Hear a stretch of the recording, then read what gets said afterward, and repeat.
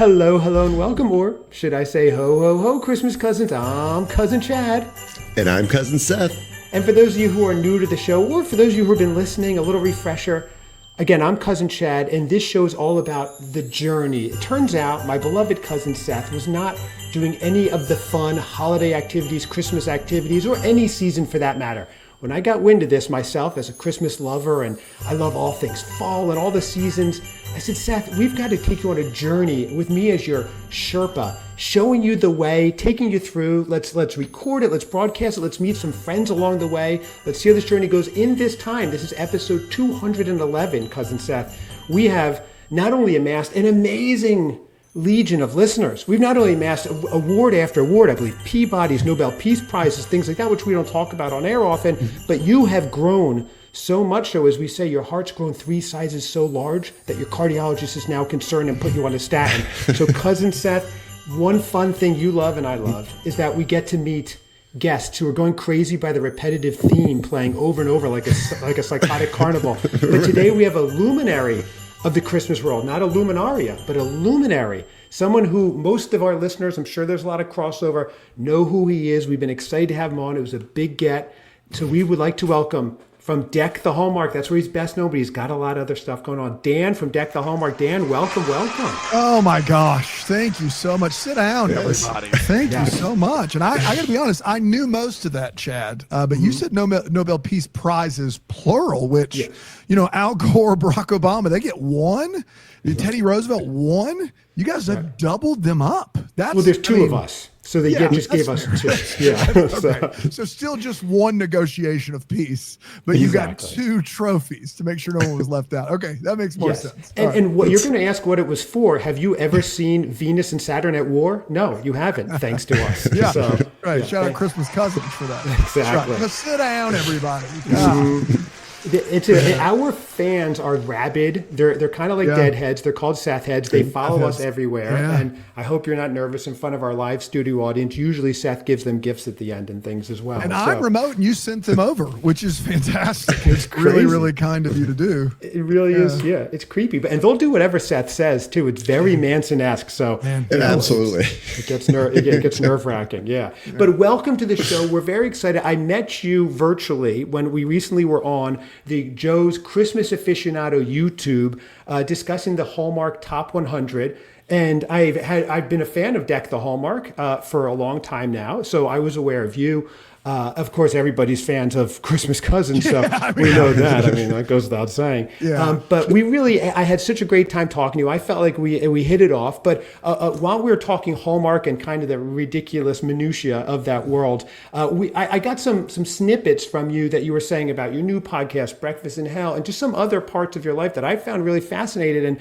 And Cousin Seth was watching, and he said, well, we really need to have Dan on and kind of go beyond the pod, let people know a little bit more about your background, your plans, and what else you do beyond what they hear as this somewhat curmudgeonly Hallmark despiser. So, well, God bless you. And first of all, Chad, I think the banter was fire immediately on the Christmas summit. I could feel that chemistry through the interwebs. So I'm glad you felt it too. And thank you so much for having me. I appreciate that. Like, that's very, very kind. Anytime anybody wants to know more about me, that's always it's like a don't make me sing moment, like Kristen Wiig on SNL, where it's just like, don't make me sing, but I can talk about myself, I guess, if you need me.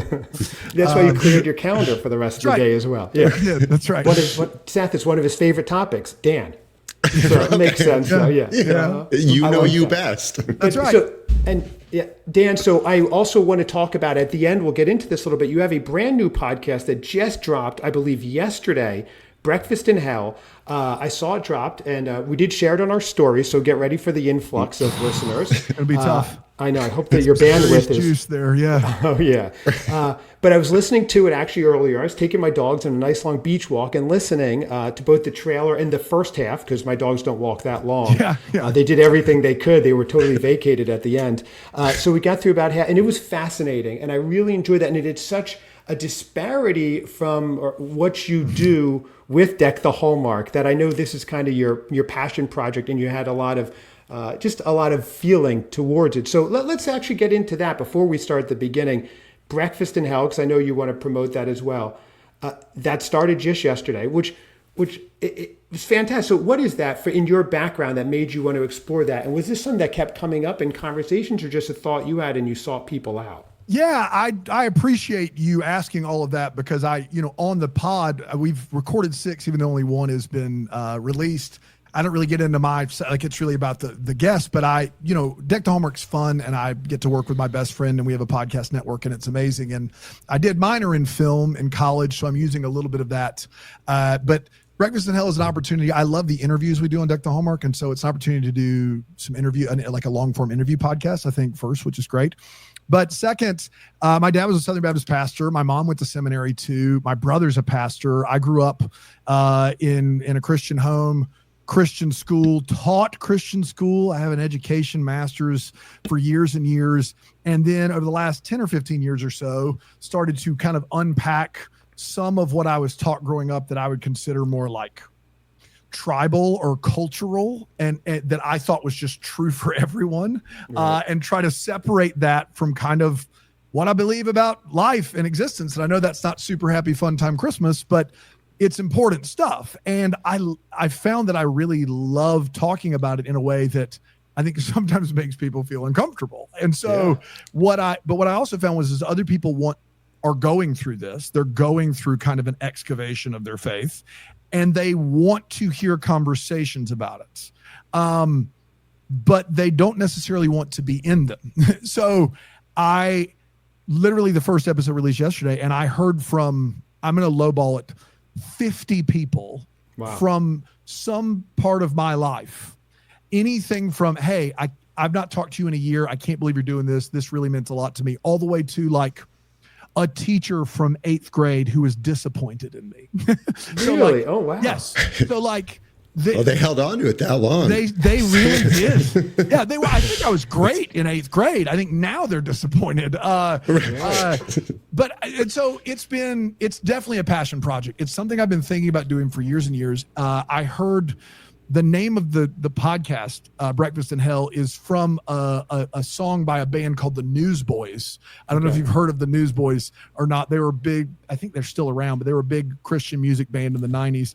They had a song called Breakfast, where they did a tribute to this guy who died, who used to hold breakfast club at school on Monday mornings. And he would talk about how they don't serve breakfast in hell. And as a tribute to this guy's life, they wrote a song about how amazing he was and how awesome unironically. An unironic song, right? And so that was like one of my favorite songs as a kid. And I found out like 5 years ago the song's fake. So the song is completely fake. It was a fabricated song by producer Steve Taylor and lead singer Peter Furler to sell records. And that's ironic. So for me, it was this like marriage of something that I love talking about my faith journey and my experience and what it was like growing up the way I did. And I love getting to hear other people's stories in that regard. And then I found like this perfect title and it just kind of sat in my brain and kind of like ate at me for like 18 months. And I just finally was like, I have to find time to do this. And so I texted like 10 friends and I said, would you be willing to come on and do an interview with me? And they all said yes. And so I just said, I'm going to start booking these and we'll see if it turns into anything. And that was months ago. And so now we're finally here and I'm really, really proud of it. Like I love Deck the Hallmark. I'm very proud of Deck the Hallmark, but I understand how that's not everyone's cup of tea. It can get silly. It can get zany, but I'm really proud of this show. I think you could be encouraged no matter where you stand on that stuff. And I think it's a great glimpse into someone's story that maybe is not your own. And it could help you question maybe some things that you thought were universal that might be more cultural, if that makes sense. Sorry, how long that was. No, that's fascinating. And I'm curious what those texts look like where you got into detail. Did you know these people had this kind of religious awakening, so to speak, or when you texted them, or you just texting saying, hey, I'm doing this, and I'm wondering if you have... Well, so most everyone I texted, I knew would be down to clown. I knew they would be down to come on the show and do this with me. We had conversations that there'd been something about our shared past that I knew it would be a meaningful conversation and it would work. And then I felt like if I could get 10 or 12 episodes done, which I've gotten about 7 or 8 done now, then there would be enough where people would go, I want to do that. And so like Right. part of my deal is if you want to come on anonymously, I'll let you come on anonymously. So if Fun. if this is something where my parents cannot hear this podcast because it would break their heart or it would make them angry or I couldn't come home, because that's a big deal. Like the deconstruction that's happening right now in our country with a lot of millennials especially is causing like a rift between them and their parents. And that doesn't happen with me. My parents are amazing. They're super loving and they just are wonderful. But a lot of people, that's a part of it. So like you can come on and be anonymous. You can just change your name, or we can disguise your voice or whatever if you want to still tell your story. And so I don't know how political you want to get on the program. And if you need to take this out, I don't know how much editing you do either. So we do zero unless it's absolutely necessary, but you go and do whatever you want. Yeah. We represent all sides. Seth is a far alt-righter. That's all I want to say. I can tell by Good the luck guitar. convincing me. Yeah, I can tell by the guitar in the background. This had been noodling in my brain and it had been driving me nuts that I wanted to do this. And I was like, I kept going, I'll do it one day. And then when the Episcopalian priest spoke to Trump, was like, have mercy, like just have mercy.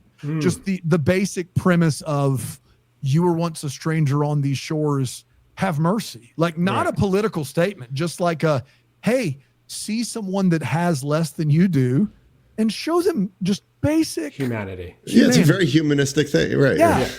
And when I heard the backlash from people that I knew and grew up with, who wanted to write think pieces on how this lady is theologically incorrect, I lost it.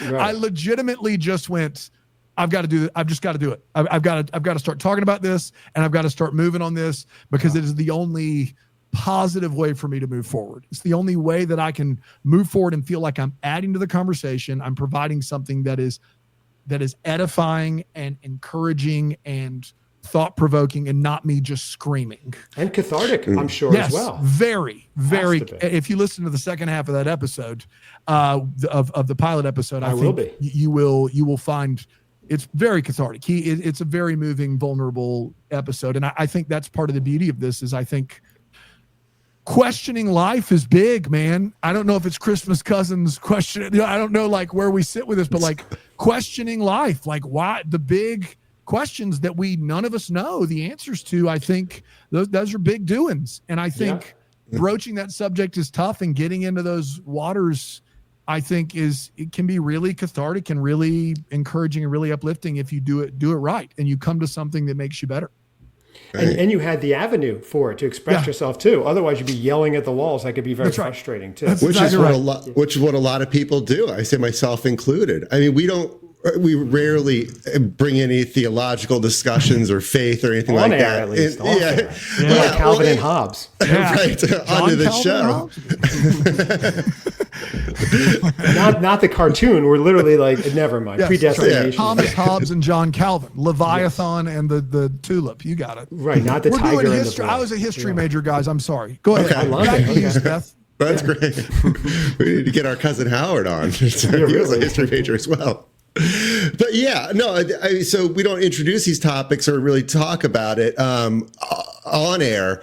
But there are things that are going on naturally in anyone's life. I mean, myself especially, going through different phases in life and seeing how my faith was, doing all this stuff for Christmas is great. I haven't converted or anything. I still do all the Jewish holidays and all that stuff.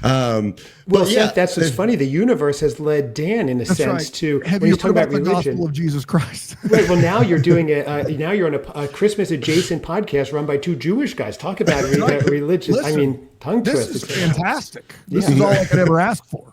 Exactly. It is very secular. But yes, Seth, I'm sorry. You were saying. Oh yeah, no, we don't dig into the real tough stuff. I mean, the most. Generally, I guess we did taste test eggnogs, various flavors, and that was very hard on you, Seth. I know that. So. Right, and we tried to do some genealogy or DNA lineage from Santa to guest or somebody we had on or something like that. But that's the most in-depth research or anything we've done. But they're huge questions. So kind of the running theme, I say, with your podcast, with Breakfast in Hell, is people's basis, a religious basis or faith, how they are, and kind of things they've experienced throughout their life, and any big changes, or a lot of the people you have had, I guess what I'm trying to say, a lot of people that you've had on, they have had like these big awakenings or some sort of shift in spiritual. Yeah. So I would say the best way, I didn't mean to cut you off, Seth.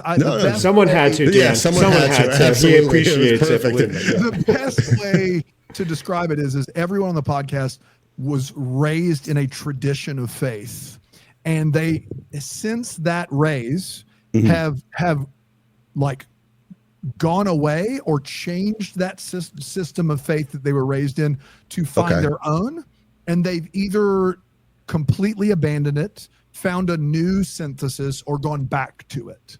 So like some of the interviews I have are with folks that are like, I got an interview coming up with a guy who's like, yeah, I was born and raised in this tradition of super conservative, super Christian, super blah, blah, blah. I went to Liberty University and we were in convocation, and I started to realize that the things that they were preaching weren't in the Bible. They were just politics, and they were telling me they were in the Bible, and I'd like left it completely. And now he and his whole family go back to an evangelical church. So like he's kind of made it full circle. So I think the goal is to find that crossroads.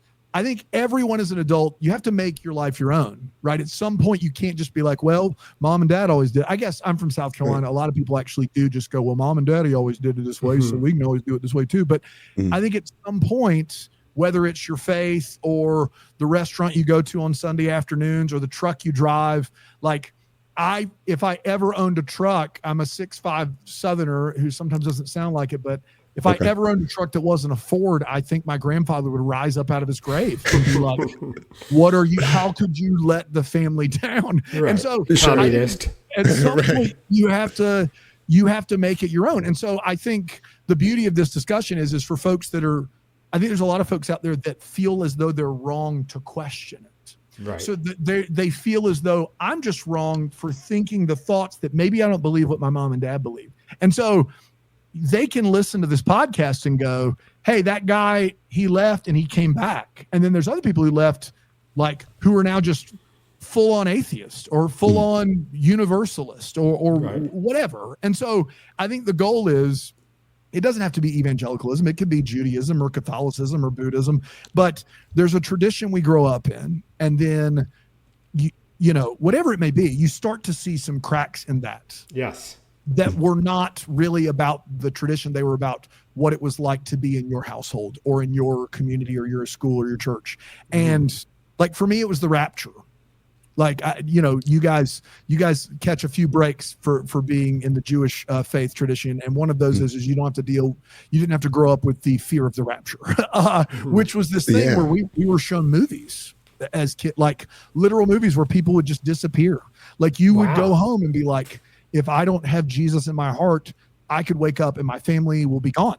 Wow. So it was a fear, a kind of a control by fear thing going. I didn't realize that. Literally scaring the hell out of you. That's what it was. That was the idea was you need to have fire insurance. You need to pray this prayer and believe. Oh my gosh. Because if not, like Jesus could come back. Like there's a verse in the Bible that's misquoted all the time, like a thief in the night. Like literally no one knows when he's coming. And when he comes, everybody's going to leave. Well, it turns out everybody who believes in him is going to leave. Everybody that's not is going to stay here, and there's going to be like 1,000-year reign of the devil, and it's going to get real bad.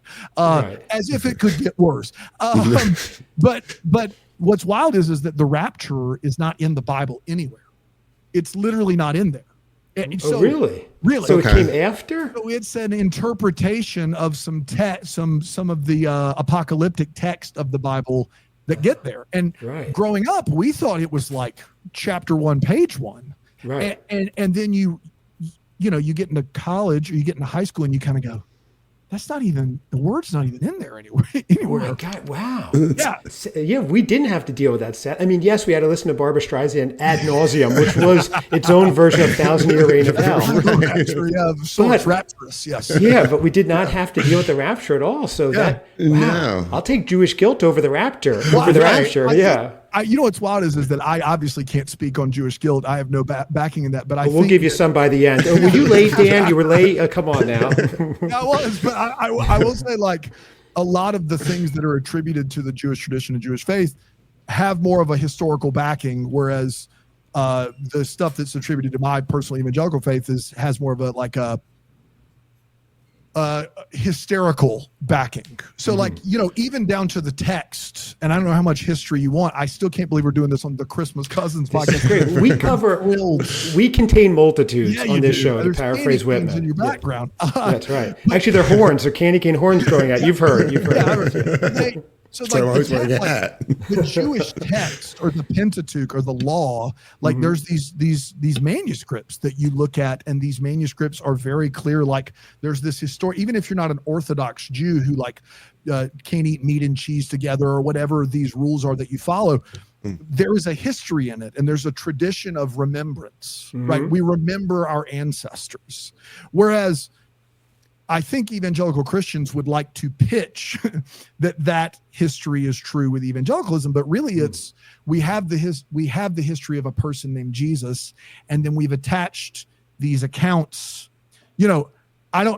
I was told growing up that the Bible is the most accurate book in the Bible because we have all of these manuscripts that were the ones that were copied over and over again. And I was like, man, it can't be wrong. There's that many copies. Well, the truth is that while the Pentateuch, the Old Testament and the law, the Judaic law does have a lot of these very old manuscripts, there is no original manuscript of the New Testament.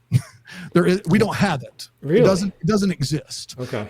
We have a copy of a copy. And then what would happen is people who are passionate about Jesus in the 200 years following his life and death and possible resurrection, they would copy portions that they appreciated.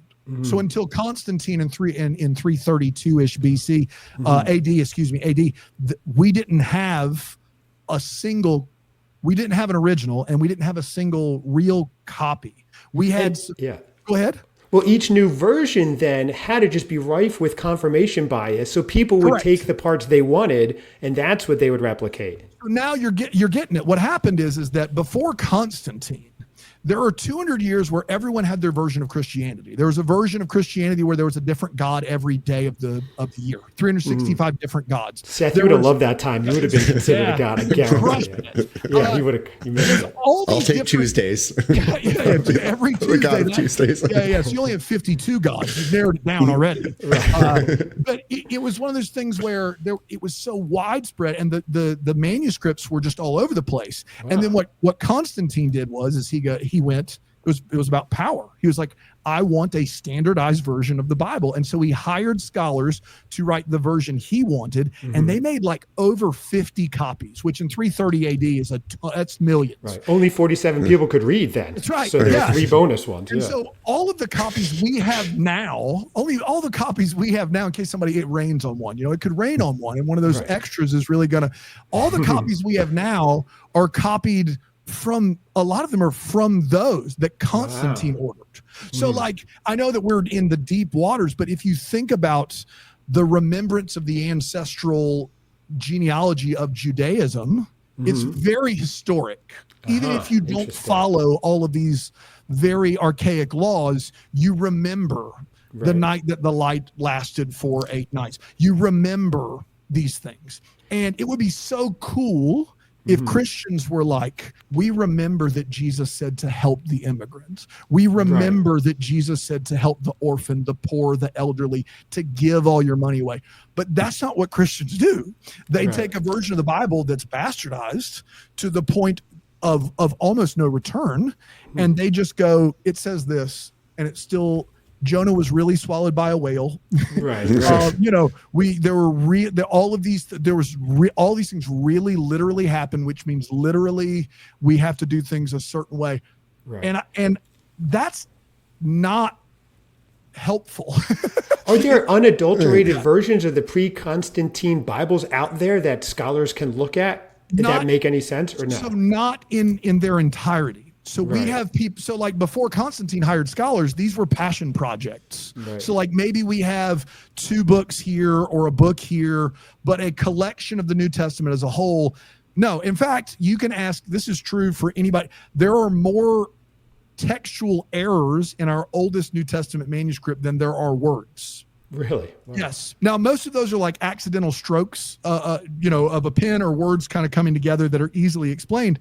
But there was a lot of gerrymandering to get the New Testament to look like what it looks like. And I know that if there are Christians listening, I'm sorry, you can return to your Christmas Cousins programming after this. And I'm someone that still believes I'm a man of faith, but like, these are things that not only are we not taught to wrestle with as Christians, they try to make you not hear them at all. Whereas I do believe that Judaism is much more straightforward with how it's presented, for what that's worth. And I'm still a person of faith who believes very much that Jesus was a real person. I believe there's something bigger than me, and I believe all that. But I think the history is important, and I think being told the opposite of that can have real adverse effects if you never deal with it. Right. Wow. And this is obviously the impetus behind the podcast, because this must have been keeping you up at night. Oh, listen, it's going to keep us up at night now. I wish we didn't know. I'm just happy people care. I would sometimes talk to it. I could just feel people's eyes glaze over, and I'm like, this is a big deal, guys. Like this is a big, it's a huge deal when you start to realize that a lot of the things that we were taught in the Bible were the reasons you can't do things it's pretty much all political and for power. Like it was designed. I taught college level U.S. history for 15 years, and the Bible was used as a tool in the United States to keep white people in power for a long time. Mm-hmm. Like it was for a long time. Yeah, I don't know that ended yet. I was trying to do my best there. But that's not something that is interesting. And so, by the time that the Bible got to me as a young child in the 80s, my parents were amazing and gracious and loving, but the version of the Bible I was getting was basically just a watered down. If you've seen the Book of Eli with Denzel Washington and Gary Oldman, it's like a post-apocalyptic world where there's one Bible left, and Gary Oldman is this dastardly dude who's trying to use it to control people. Like closer to accurate than you would maybe think or hope. Really interesting. Yeah. Wow. Seth, that's a lot, right? I think we had it pretty easy in our childhood. In the early 80s, we were just rocking out to Electric Avenue, and then we took it higher. I mean, we weren't getting deep like that. Higher. That was the hard part when you had to take it higher. Right. Well, Seth is beautiful falsetto, I have to say. So he always got that. Yeah. Wow. So I'm sorry, Seth, did you have a question? Again, no, I had a lot I'm sorry, I just unloaded there. Sorry about that. That was amazing. A lot of questioning a lot of things, more so than getting questions. Seth actually shut his screen off a while ago, and he's just been an AI blinking version of himself. So he's totally flustered. Yeah. A little smoke coming out of the ears emoji. But yeah, no, I say hung up on it maybe, but I don't know if we're all about the same age. I'm pushing 50. You look fantastic. Thank you. And throughout life, thought about how Judaism has impacted my identity and my life and things like that, particularly when I was younger. That plain rye bread toast you have for breakfast, that's one manifestation I know. Yeah, for sure. It's the worst breakfast ever, Dan. Yeah, also going to middle school in Houston, Texas, and during Passover and being forced to eat salami on matzah sandwiches, and it's just sitting there in the cafeteria with everybody, and you bite into it, and it just falls apart, and everybody thinking you're too poor to afford bread, and it's just like a whole thing. I think Seth's a new guest on the show. Yeah, no kidding. That sounds like Breakfast in Hell, Breakfast in Houston. Pastrami Ryan Houston is the spinoff show. Yeah, but yeah, I mean, throughout my life, and then we moved to a suburb of Chicago that was predominantly Jewish and stuff like that. But I always had most of my friends were always of a different faith and stuff like that. So and then all through high school and then college, I'm not really thinking about those influences of Judaism or religion or faith and things like that. And then, I'm guessing for a lot of people, I have a child and stuff like that, and you're like, oh, how are you going to raise them? Right. How is this my partner?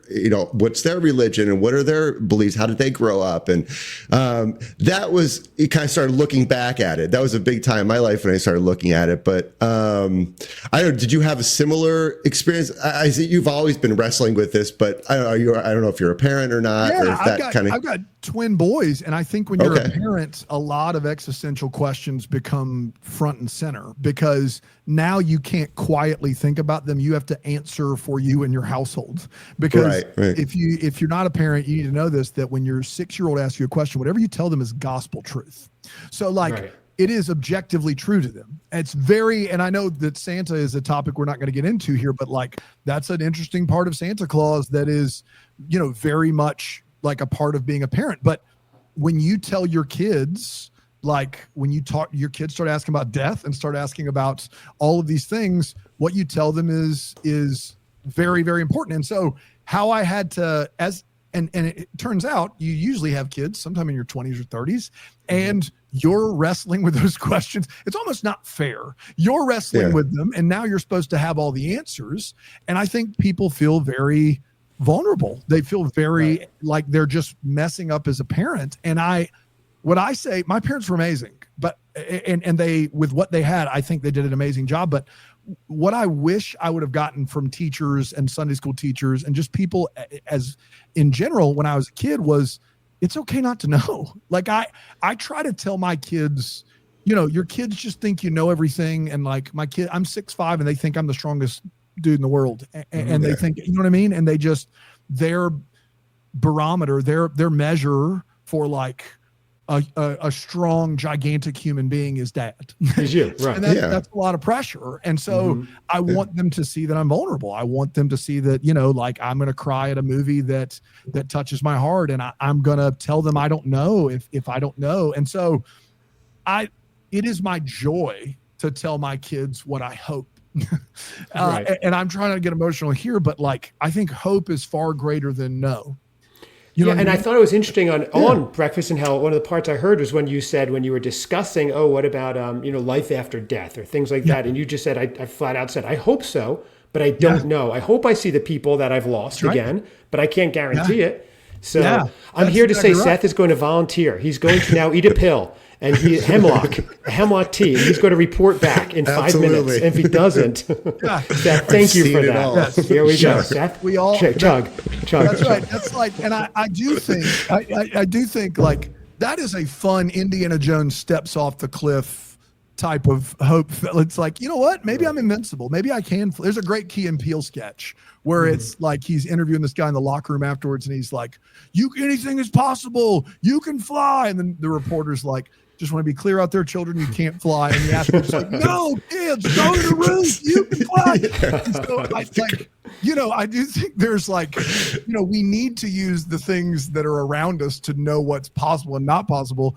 But I think a level of hope is good for your soul. I think it's just good for you to hope in something greater. And I this might be me proselytizing and the preacher that is generational in my family coming out, but like, I think everybody hopes for something greater than themselves. I think everyone, regardless if they want to admit it, if they want to be like what Chris Nolan's thesis is in The Prestige, that the world is just hard and rotten to the core and that's all there is. Even if that's what you believe, there's a part of you that does hope for something greater. And so I want that light to burn in my kids. I for as grumpy as I am about Christmas movies, like when something good happens in one of these Hallmark movies, like I want to shout it from the rooftops. I want people to know like there is something authentic. When it's inauthentic, I don't care. Like Chad is sold on, you know, on any single Christmas, anything that happens at a cottage that's magical, he's in. Right? In Vermont, right? Put in Vermont. For me, like there's something that when it's authentic, it just switches a light on inside of me, right? And so I want my kids to know that there's a joy in hoping. Like that even if you're let down, there's a joy in the hope, in the journey of hoping for something greater. And so I do think that's important. I think you can easily get the historical version of me is like what you're hearing. If you're going to an evangelical church on Sunday morning, what you're most likely hearing is it's not the word of God. It's the word of man. And they are not. That is a weird 21st century read on a text written by people that were cool with polygamy and were not cool with consent. You know what I mean? Like that is the group of people that wrote that Bible. The world they lived in is not the world you live in now. And so I and so it's easy for me to get down and just be like, whamp, whamp. But the reality is that I think it makes my hope greater. And I hope that my kids see that, because my kids don't get a lot of firm answers. My kids go, my grandma passed away 3 years ago, and I got to speak at her funeral, and she was a hero of mine. And my kids were distraught. They were 5.5 years old and were just like, couldn't deal. And I got to speak at the funeral, and I wrote it, I manuscripted it. I made it through without completely breaking down crying, although I did cry some. What I could tell my kids with a straight face was one of my greatest hopes is that I see my grandmother again. Right. And I think that's great. I would have loved as a kid for someone to not go, hey, you're going to see your grandma and your dog and you're going to skip through the field and play around the golf at Augusta National. I would have rather heard there is something great about the unknown and there's something great about a hope that's bigger than you could possibly imagine. And I think that's awesome. So that's how I try to parent as best I can. So you're saying, right, have your faith all you want, but take it with a grain of salt, basically, because understand that it is not pure and unadulterated teachings what you're getting, but the general idea is there. I think the byproduct, when you see these, look at what happens in history with religious groups and the government working together. It's never gone well, like literally never gone well. I've got crusades. The fact of the matter is, you think the Inquisition was great to our ancestors? It wasn't. Mine are still in hiding. Like the idea of a religion as the genesis of a byproduct of terrible things, that what I can only say is that you're not. I heard someone say this, and I try to read a lot of books on this subject, and they all kind of go into one big giant book. It's like right, they get conflated. That's right, yeah. But it's, if your religion leads you to mistreating people, you're not worshiping something greater than you. You're just celebrating your privilege, right? Right. So like if you leave church on Sunday going, it's another week to hate gay people, you're not really in a loving religion. You're in a group that meets on Sundays or Saturdays or whenever that has all decided what you have is better, and you don't want anyone that's not like you to have it. So it's about subjugation, not love. Exactly. Which is not what it should be. Interesting. Exactly. And so if what you do on Sunday morning leads you to love others and to give generously and to be an example for your kids and your neighbors and to love mercy and be gracious, then I think that's pretty awesome. That's pretty amazing. If we've gotten from a book to hating people or to not accepting people, then we've lost it somewhere, because all of the main teachings of Jesus are found in other historical books of faith. They are. Right. That's true. All of the main teachings of Jesus, like Jesus doesn't talk about gay people. You know what I mean? Like he doesn't talk about what words you should and shouldn't say, or what movies you should and shouldn't go see, or what political party to support. The things that Jesus talks about over and over again, over 2,000 verses about helping the poor, the elderly, the orphan, like those are things that are found in most of our ancient texts. And so I'm not here to say, I'm just here to tell you that it's not the thing that makes that special is when you start doing this weird interpretation thing that gets you to hating people or to putting barred windows and doors up to your religion and your faith, which I just don't want to be part. I mean, like I'm a foster parent, and I'm an adoptive parent, and I would like to think that I have a heart for that. I certainly planned on fostering, and it turned into adoption, and that means I can't really adopt any other kids until my kids get old enough. You don't want to adopt out of order. It's a real thing where kids, there's an identity about that. And so my kids have a pretty fragile background and identity that's theirs to tell. It's not mine. Right. But I love them they are my heart and my soul and my joy and my pride. And when they get older, my wife and I will go back and keep adopting and keep fostering.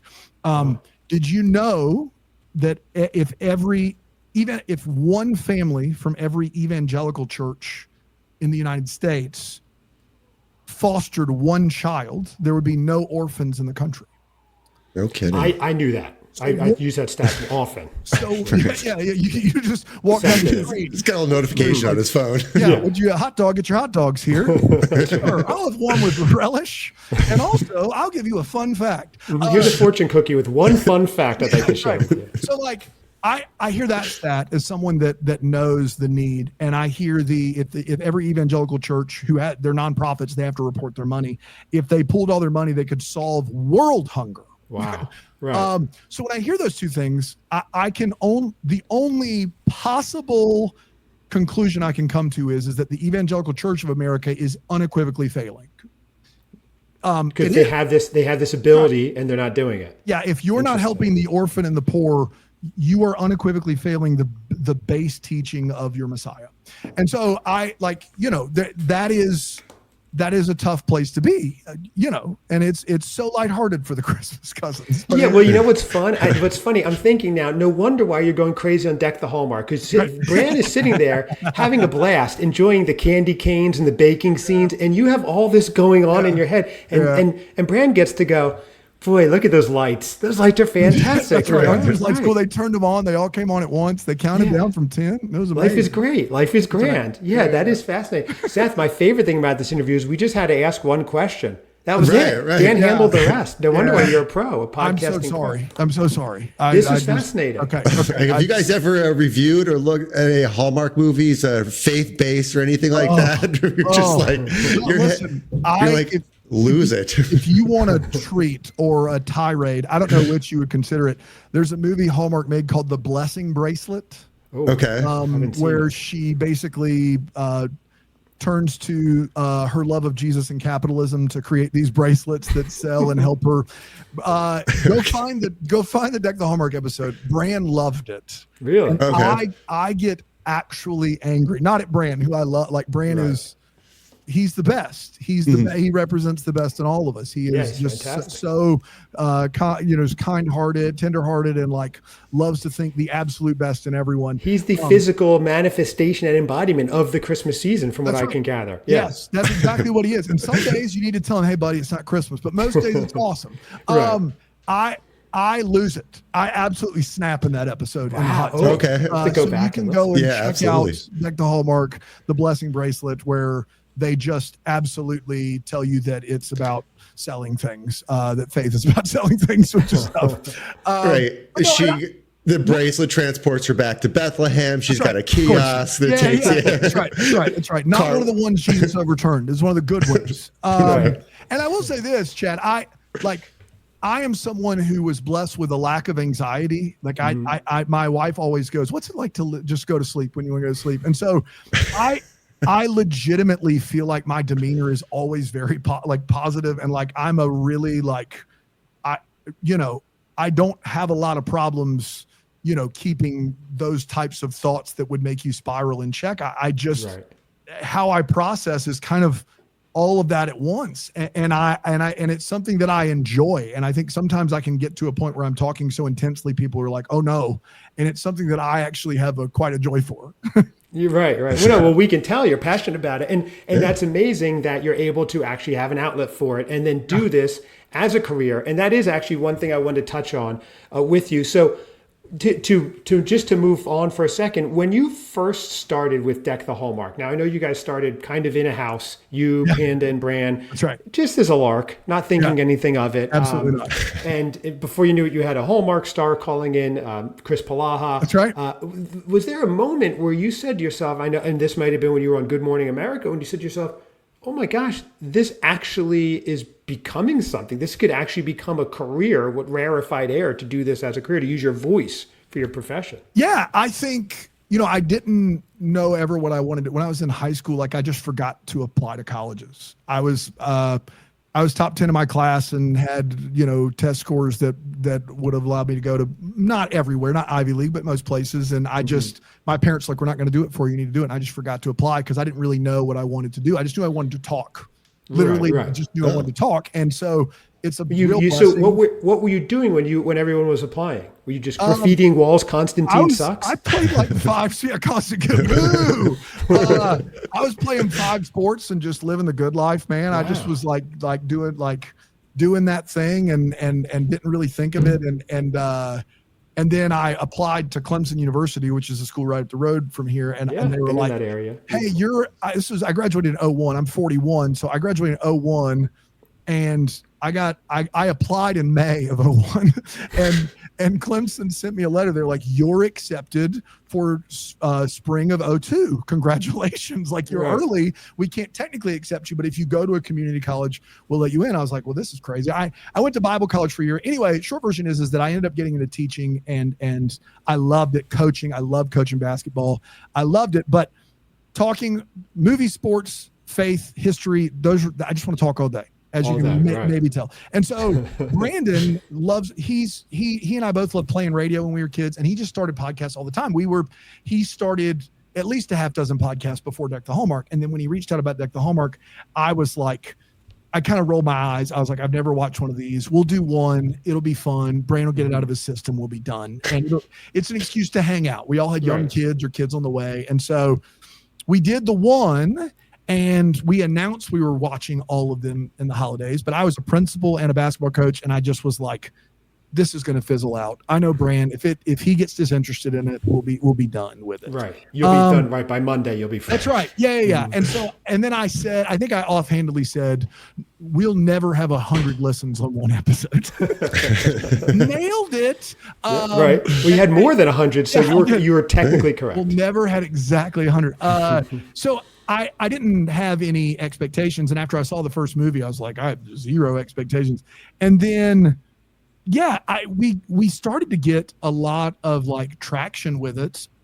And then Good Morning America, I distinctly remember after Good Morning America was a whirlwind. I can tell that story. I can tell that story if you'd like. Seth, do you know the story about their origin story? Not really. I do know that you guys were on Good Morning America, but not much. So we were on Breakfast in Hell. It's a talk show. Yeah, you don't even know. That's Good Morning America Plus. That's right. Bran was like, he reached out to every publication, all the time. And then Pop Sugar wrote a piece on us, which is a big online publication. And then we made the rundown of the pop culture, something that Lara does on Good Morning America, where she just mentions new things that are happening. And apparently people in the studio had a good reaction to it, because they emailed me, I think, and they asked to be on a call with us that afternoon, and we're like scrambling. We're on a group chat, like there's a Spirit Airlines flight from Charlotte. If we pool our money together, then maybe we can. And so then they're like, if we work it as stewardesses, we can get there. That's right. Yeah, like if one of us rides in the luggage compartment, which I believe is second class on Spirit. So like we were talking about like how we need to do this. We need to try to sell us going up there. And then we get on the phone with them, and they're like, hey, what's stopping you guys from doing the show tomorrow morning with Strahan and the gang? And we were like, money. And they were like, and it was, by the way, it was just me, because Panda and Bran couldn't figure out how to conference call. Different story for different day. So I'm just out there. Good Morning America. I'm just out. Yeah, exactly right. And so they were like, oh no, we're covering everything. And we're like, great. So they booked us. That was at 2:30 in the afternoon. We got on a flight at 6 that evening, flew direct. Got picked up by a stretch navigator, got driven into Times Square at the Millennium Hotel right across the street from ABC Studios, 6 a.m. call time the next morning. They went through the segment a dozen times because we're local, and they just didn't trust us to just not freeze on the show. Right. The segment went so well, we got called back out for like goodbyes at the end. Wow. Oh, nice. Yeah. On the plane ride over, it must have been so ethereal. You guys just must have been like, wait, what is going on? Are we being pranked? Like, is Alan Funt the pilot here? What is going on? Well, it was so wild. It was crazy. Yeah. But I know you guys are 40 million plus a day, so this doesn't mean much to you. But that day we had 50,000 downloads. That's per minute. I remember, what's one Soto's contract? It's roughly that. I remember sitting in LaGuardia after, because you got you in a car and they got you right back to the airport. We were back home by 2 p.m. We were in New York for under 24 hours. Oh my gosh. And it's the weirdest, the one thing that you could, if I ever became actually famous, you could never, that I would get so used to and struggle to go back to, would be having a car. This is not, I've never had a car, but guys, if you've never had a car, this is not I've hired a car to take me from A to B. You have a car. It's like Home Alone 2 and Kevin McAllister, Rob Schneider has a car. It's like, I got in the car and I just went, hey man, like I'm really thirsty. Can we stop and get a drink? And he looked at me, he goes, sir, I'm supposed to take you wherever you want to go for the next 4 hours. Oh my God. And I was like, oh my. What? Right. So that was pretty cool. Anyway, we come a long way from the parsonage at that point. From the parsonage, that's right. So we were sitting in the airport, and I remember our phones were just like, jeez. We all turned off our phones, just turned them off, and just set them there, and we just sat in silence, drinking $6 sodas at the LaGuardia airport, and then Brandon, I believe, said out loud, I don't even know if I want to do this right now. Was he just getting so overwhelmed Yes. and nervous? But yeah. Right. It's too much. Like we went from this scrappy upstart, can say and do whatever we want to people are listening. Like So we when need to buy better microphones. Yes. All Or of a sudden. when I say that this actor is trash, they're might hear. listening to that. Right. So yeah, it was a complete, we had to like just take the tidal wave and just kind of be like, okay, well, we all have jobs we have to go back to. We all have committed to doing this through the holidays. And so we did it through the holidays, and we decided we would take January, we'd start a Patreon and take January off where we wouldn't do any new episodes in January. And it was probably the best thing for our soul. And then it became one of these things where it was so much work that it either needed to be a full-time job or we needed to stop doing it. And we loved it enough. And Bran and I talked about it. We're like, let's just take the leap and see what we can do. And it's been the best decision I ever made. It is, I am not at a job. I'm at a career. I love it. I can talk all day, every day. And I adore the hardest thing I do. The hardest thing I do all day is feet to floor. I'm not a morning person, but once I wake up, the hardest thing I do in any given day is watch a bad movie. So I can't be mad about that. I can't be upset. There had to be one time where you were so apprehensive about this gap because you had the GMA bump and then you had your jobs. And then you said, we are taking this leap. We're crossing the Rubicon and we're going full time with no fallback necessary. That must have been so incredibly scary. You were young families.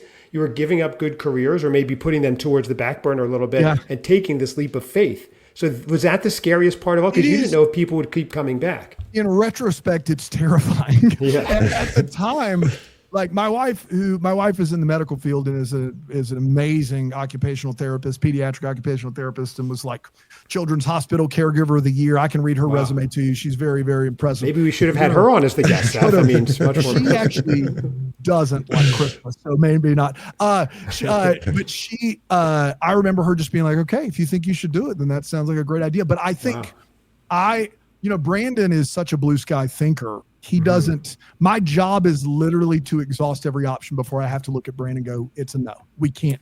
Right. Like Bran is like, what if we did this? And it is this wild thing that no one could ever do aside from Bran because he's just a creative genius.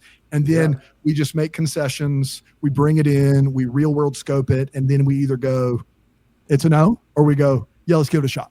And so for me, I wanted to have some sort of financial footing for a year. We actually borrowed money. So I found someone that lent us money. That saw I said, hey, because I do all the money for us. I do all the paperwork and business stuff. And I said, hey, this is where we were. We didn't do any ads. This is kind of what I think we could do. It's not a lot, but I guarantee you we could do this and turn it. And this is lowballing it. And this guy gave us $50,000 and $8,000 a month for up to a year. And we stopped taking the money in February. So we stopped taking the money. We took the money from July to February. Right. So we borrowed about $95,000 ish to get this thing off the ground. And then we had turned it to black right around COVID. So like COVID hit and we were in the black, and then COVID hit, which was not great for podcasting, if you can believe it. I know it seems like it would be, but people. That does seem counterintuitive. I would think a lot of people are sitting around. It's not nearly as much of a laundry folding activity as it is a driving to work and brain off activity. Oh, okay. Interesting. Wow. Yeah. So yeah, I think if I look back on it, borrowing almost six figures and leaving a career where I have a master's degree and 20 years of experience, crazy. It's a crazy idea. Yeah. But it seems like the only way it could have gone. It really especially I say something in media, because I mean, there's uncertainty and you're left a lot of creative devices and things like that. Yeah. You know, for sure. You don't have like a set product or something that you're selling or creating. It's the Wild West. It's a little bit more controlled now, but it definitely used to be the absolute Wild West podcast. Yeah. You're also tied to an entity that you exert no control over. So when when Hallmark has a misstep, like when they took that ad off the air, a major misstep, that could have negatively affected you if that whole network went in the tubes. Well, what's wild is it's probably the reverse of that. When things go wrong at Hallmark, I think people turn to us first. We've become there are a lot of great Hallmark podcasts out there, like legitimately have been since before we started. I think the reason people turn to us, aside from the the paradox or the oil and water of these three straight white dudes talking, Hallmark Christmas movies. I think the thing people realize is they absolutely know they're going to get a 100% like critical take. Right. And they may Authentic, hate it. They may hate it, and they may get mad when I didn't like the movie they all liked, but they tune in anyway just in case. You know what I mean? Right. Because they know it. My wife loves to bake bread, but she also knows this is not a good husband tip out there. But like, I'm just an honest person. Like, if I don't think the bread's good, I'll just say the bread's not good. That's right. Sometimes you got to just eat the bread, Dan. Yeah, I've been married over 20 years. I just eat the bread. It's always good. My wife, like, she so appreciates because when it's amazing, she's like this is what I'm going for. Right. So but that's not for everybody. But I do think you became like the Simon Cowell. If you liked it, it was so much of a bigger thing. And you know what's funny? I started watching those movies on a lark in like 2018. So kind of parallel when you guys started. And I was like, I'm going to watch this just because I'm going to like make fun of it and be too cool. And after watching it, I so thoroughly enjoyed it in spite of myself. Then somehow I came across you guys, and I would find myself watching the movies going, oh, what are they going to say? That's the magic sauce of your podcast. What are they? Oh, they better like this part. Oh, if Dan doesn't like this part, I'm driving to Greenville. So that's it. I can't tell you, Chad, how many times we got, I can't believe you didn't mention X. Right, or I can't believe you liked Y. There are so many times I do think people are guessing. They're at home going, the guys this isn't gonna hold water with them, or I knew they'd bring that up. And it's like this. It's unfair because when the viewer is wrong when they're listening about what we like, it works because they get frustrated and they listen again. And when they're right, it works because they're like, I'm outguessing the room here. I'm in their heads, and either way it works. And so it is. I'm thankful that Bran and I have a chemistry, and we're literal neighbors. We don't get tired of each other. We literally next door to each other. Yeah, there's a fence on the property line. Like take the fence down. Go all in. Well, I got a swimming pool and there's rocks, and also I just want to be above him. You know what I mean? There's a slight elevation. That's right. It rolls downhill. Bran's learning. So and that is interesting. So it was a paradox that whether they liked what you're saying or didn't like what you were saying, they were interested, and that's what makes a good show. Yeah. Well, it's like we had, Ashley Williams and Tamara Mowry Housley have both told me that I've made them cry, which. Talk about the worst thing you can tell me, but I did make you cry. So I think that's fair. But it's like my first thought is, oh my gosh, I just made this person who is incredibly gifted at their craft cry. And then my second thought is, why are you listening? Right. Where I start by saying, I despise. And the reason they listen, and Ashley Williams, a dear friend, the reason she listens is because when I like it and when we rave, it means something. Right. It means something. And Tamara was so incredibly kind. Like, I listened to this episode and I shouldn't have listened because it was Christmas Carousel. Because I understand. Yeah. It might have been Christmas Carousel. I don't remember, but it was one of them. For Ashley, it was the Sister Swap movies. And I don't remember what it was for Tamara. So there's that. Yeah, no. So what is, because we're getting towards the end of the hour here, what is the future of Deck the Hallmark for you guys? I know you had one replacement. You had Panda, who I know you're still friends and close with, and now he was replaced with Brian. Panda, we miss Panda dearly, but we knew in pivoting that we couldn't really replace Panda. And so the goal was to have a model that we call Bran, Dan, and Friends, which is... We do have Brian Harold, who's amazing. He does kind of the Hallmark movie of the week, but we have a rotating cast of characters: Alonzo Duralde, Jacqueline Collier, Ryan Popola, Patrick Serrano. And so we've created kind of like a Bramble family. Bramble Jam is the name of our podcast studios. And we have everybody into town once a year for something called Bramble Fest. And we bring every host in, we put them up, we take them out to eat. We pay all of our hosts. So everyone that hosts the show gets paid at least a stipend of some sort. So the answer to your question, we didn't replace Panda with one person. He was such a unique force. We replaced him with 5. Without giving away anything, because we sometimes have plans that don't come to fruition so many times. I would say my goal has always been to treat the people that do our show with us as like they're doing it alongside of us, which means they should get some money in their pocket. We don't make a ton of money around here, but it's our job to respect other people's time and energy and what they bring. And then second of all, to keep expanding the spectrum of who the voice is representing Deck the Hallmark. So I always am looking for Jewish representation. Seth is what he's getting at. I see in the chat, he put a contract out already. You think I'm crazy. I'm not. I think that is a big, like, continuing to find every religious, racial, sexual inch of the globe and have that Christmas. The idea, you guys proved this on your podcast. Christmas should be for everybody, and Christmas movies should be for everybody. Listen, it is not. We're going to get briefly back in history, but like my wife is Asian American. She adores the movie Big Hero 6. Why?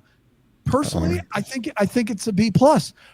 Why does she adore it? It's because it's the first time on the big screen she saw like a modern Asian American lead in a kids movie. Right. So that meant a lot to her. She saw herself in it. That's right. Wow. And so, Hallmark in the last 5 years has done a great job of going, hey, we're going to make a Hanukkah movie. We're going to make movies with interracial couples. We're going to make movies with people from the LGBTQ spectrum.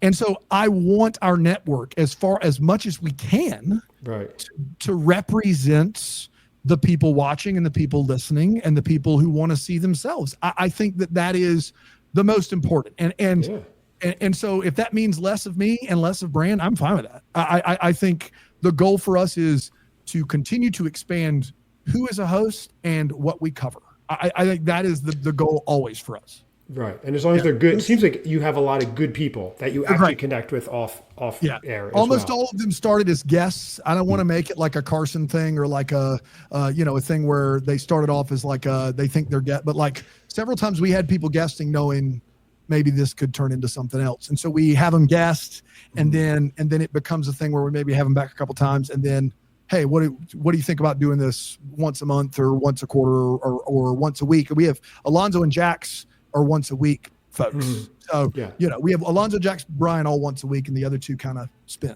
We've had Alonzo on a couple of times, actually. He assigned Seth some movies to watch as part of his show. He was fantastic. He's great. Which is great. Did he get into any Constantine with you guys? We did. Yeah, we did mostly pre-Constantine stuff. Thankfully, you picked up where the torch left off. So it was great. We had that gap for so long, Seth. I'm glad we filled it in. Absolutely. I'm sorry, guys. I'm sorry, Christmas listeners. No, I think we're probably up to, what's the latest number, Seth? Are we over 40, 50 million now, you think? Oh, man. We've opened it. Are you going to give an official count, Seth? Now, Dan, I pick the number and Seth verifies it. That's how we quantify this number. Let's do a live on air, Seth. Little running counter right next to my desk. I can't show you, but that's right. Of course. Seth, are you going to give the number live for Dan? I don't want to come off like we're bragging, but go for it. Yeah, I mean, this episode hasn't dropped yet, but right now it's looking weird. Oh my gosh, 48.735 million listeners. Oh my God.